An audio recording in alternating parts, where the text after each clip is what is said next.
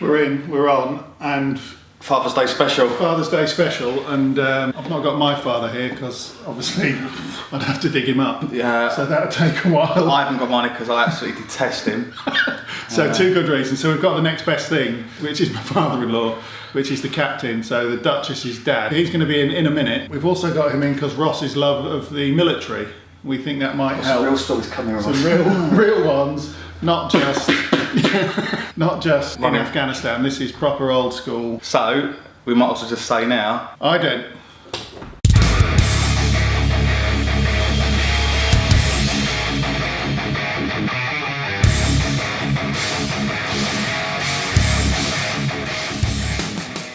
In any interview in the BBC, the first question that they always ask the interrogator is, what is your first question?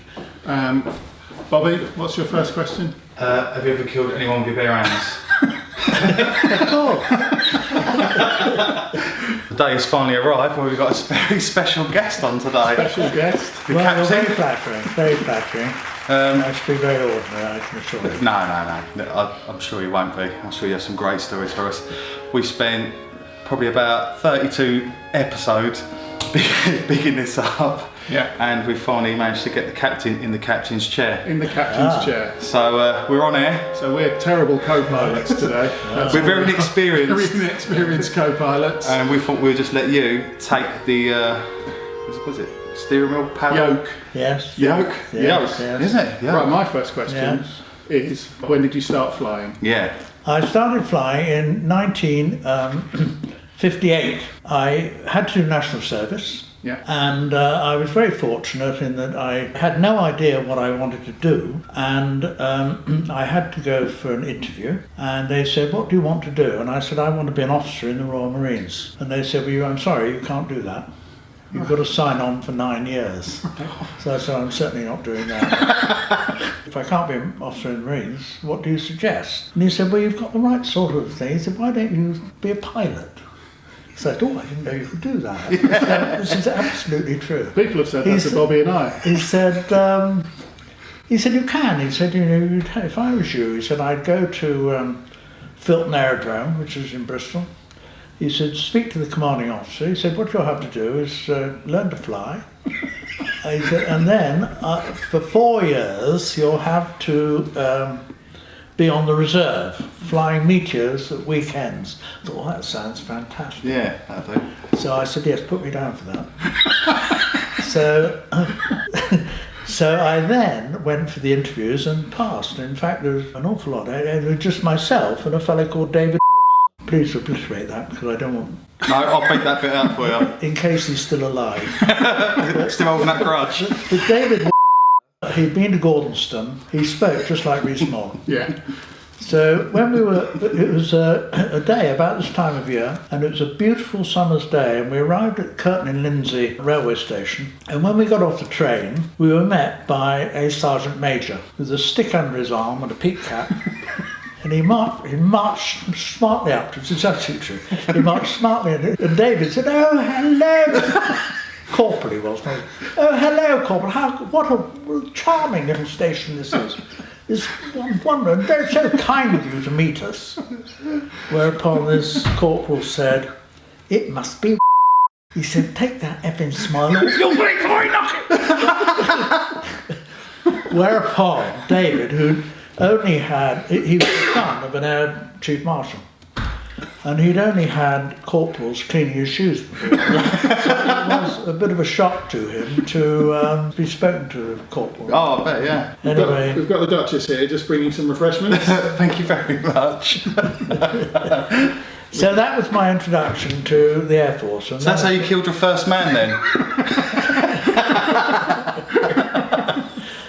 So after that, it was, we were knocked into shape, square bashing as we all had to do, and I enjoyed it so much I stayed in for 12 years. Oh, nice. Yeah. So you could have been at Royal Marine after all. Well, After them 9 years, what you thought, oh God. might not have passed that course. And then from the RAF, I went to be a commercial pilot, yes I did. we won't mention the airline, No. because Because you won't tell us any stories then. But they are still going. They are still going. Yeah. If you do accidentally mention them, I will beep it. Yeah. So speak freely. I remember this was the day after Simon Duchess' wedding, and we were here, and you told me a really good golf story when you were captain of the golf team and you were playing against, I think it might have been Aer Lingus or. Oh yes, well. This is one of my favourite stories. I was captain of the British Airways handicap golf team, not the proper golf team, and. We used to have some wonderful fixtures as we were in a position to go and take on all the other airlines. Yeah. And our best fixture was certainly against Aer Lingus, and they were a grand bunch of people. And we went over to Dublin, and the night before the match, which was normally a pretty light-hearted affair, and they took us round the, I think it's the Gilbey's Gin Factory. We got in a bit of a pickle, and we were on the tee at 8 o'clock the next morning at a course called Baltray, and there wasn't one of the people who'd been there the night before. We didn't do too well. That's brilliant, I love that one. I like that one. Yeah. And then you told me about German air traffic controller who didn't like certain language. Oh yes, well, quite rightly, there is a code of conduct when you're using the radio, as I think there is at sea, because there's no room for people mucking about, because people might want to use it for emergency or whatever. So it is very strictly controlled. But one day in Frankfurt, this is going, well, I've been retired 25 years, so it's further ago than that, but I think the same delays happen today, particularly when there's delays over France. If you're on the early morning flight from Frankfurt to London, you've got up about 5 o'clock and asked for start-up clearance, and the chap said, yeah, your start-up clearance time is 12:06. Whereupon somebody said, oh shit. Whereupon the German air traffic controller, who said that? Who said that? Whereupon about 12 aircraft went around. This is Air France 125. I did not say shit.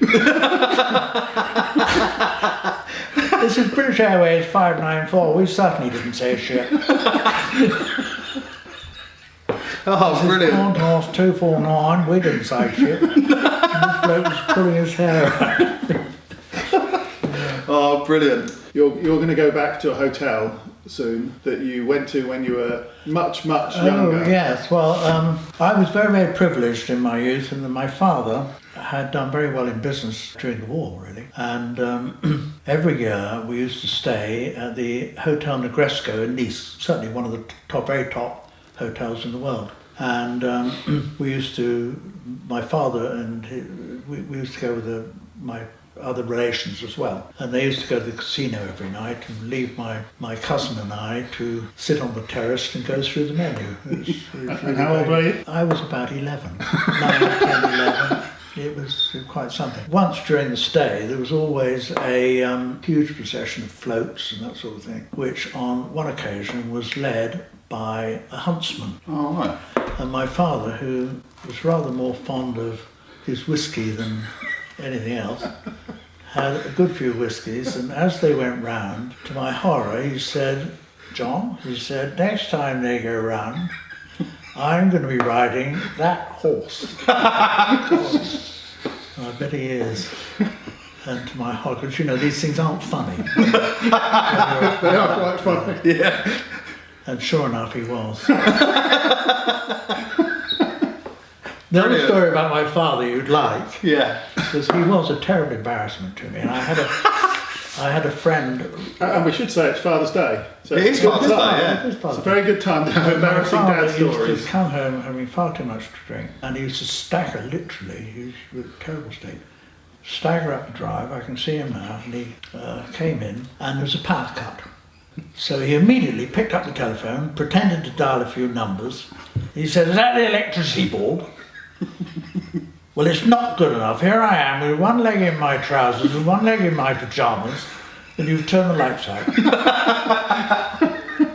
And he pretended to be on the phone. Yeah. And a few minutes later, the lights came back on. So he phoned him up again. It's all right, we can turn the lights out again. I found the other leg. Which I can laugh. It took me very many years to laugh at that story because I was just so embarrassed. As you can imagine. It took me a long time to laugh at that.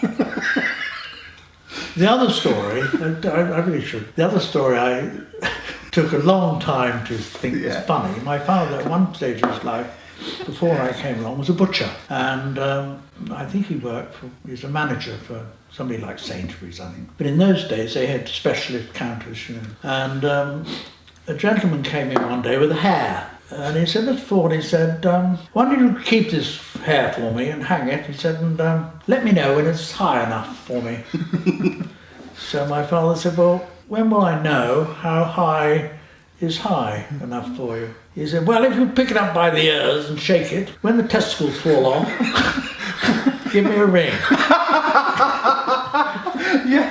And he told me that when I was about 14, and he must have thought I was a real plumber. I said, "Oh, really, Dad?" Oh, brilliant. Was there any favourite destination that you used to like going to? As a pilot? I can't think of anywhere particularly special. Or anywhere you didn't like going to? Anywhere that was a tricky landing? Tricky landings? No. I mean, an interesting landing is always Gibraltar. Thinking of Gibraltar, this is not a funny story, but it is a reflection of how times have changed. Yeah.